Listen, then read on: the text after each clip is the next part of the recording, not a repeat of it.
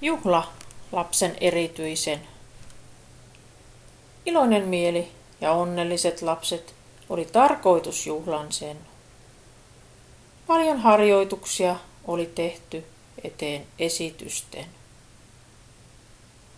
Oli juhla ensimmäinen lapsen erityisen.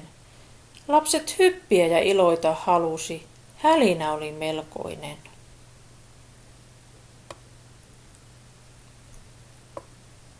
Hiljaa äiti oven pieleen istui, sylissään lapsi erityinen. Juhlamekko puettu oli ja tonttulakki punainen. Enkelinä äiti sinut nähdä tahtoi. Äidin odotukset oli liian suuret juhlaan tähän. Muistoissa ajat entiset, tytöt enkeleitä olivat juhlan jokaisen. Äidin mieli synkäksi painui ja suruvallan sai. Kyyneleet sumensi katseen ja esti näkemisen.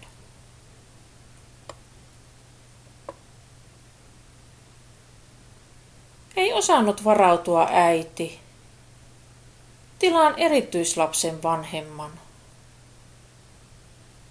Lapsen mekko kyynelistä kastui ja ruttuun meni pitsit sen.